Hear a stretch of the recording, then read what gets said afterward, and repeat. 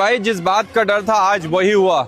इस जंतर मंतर में कोई टारगेट नहीं हुआ, सिर्फ एक मुसलमान टारगेट हुआ जिनका नाम जुनेद भाई है। उनका कसूर यही इस बात का है कि उन्होंने 35 दिन तक लोगों को खाना खिलाया, 35 दिन तक उन्होंने पानी पिलाया, 35 दिन तक उस सड़कों की सफाइयां करी लोगों को सोने के लिए।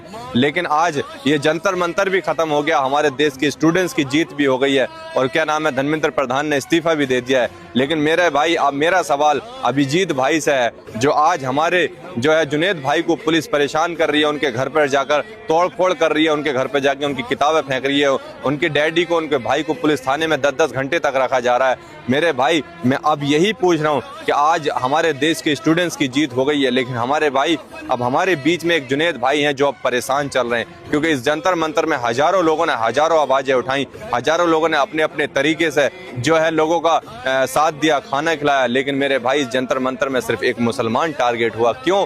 वो मुसलमान था, वो इसके ऊपर सर पे जो है टोपी थी, उसके चेहरे पे दाढ़ी थी, इसलिए टारगेट हुआ। मैं अब अभिजीत भाई से कहना चाहता हूं, अगर जिस इंसान ने 35 दिन तक तुम्हारे साथ खड़े होकर कंधे से कंधा मिलाकर लोगों को खाना खिलाया है, तो मेरे भाई अब तुम्हारा भी हक बनता है कि उस भाई को इंसाफ दिलाना। क्योंकि अब हमारे जुनेद भाई के घर पर पुलिस से पहुंच रही है, उन पर दबाव डाल रही है, उनको परेशान किया जा रहा है। क्या उनका कसूर यही रहा कि उन्होंने 35 दिन तक लोगों को खाना खिलाया? क्या उनका कसूर यही रहा उन्होंने 35 दिन तक लोगों को पानी पिलाया, सड़कों की सफाइयां करी, लोगों को सोने का इंतजाम करके दिया? अभिजीत भाई, अब ये फैसला तुम्हारे हाथ है। अब अगर हमारा जुनेद भाई अगर परेशान हुआ, जेल में सलाखों के पीछे पहुंचा, या उनके घर के परिवार को परेशान किया गया, तो ये समझ लेना, क्योंकि इस पूरे जंतर मंतर में सिर्फ जुनेद भाई उभर के आए, जिन्होंने इंसानियत दिखाई, जिन्होंने अपनापन दिखाया, जिन्होंने लोगों को खाना खिलाया। आज उनको सिला इस बात से मिल रहा है कि उनके घर में पुलिस तोड़फोड़ कर रही है, उनके पापा को उठाया जा रहा है और उनको परेशान किया जा रहा है।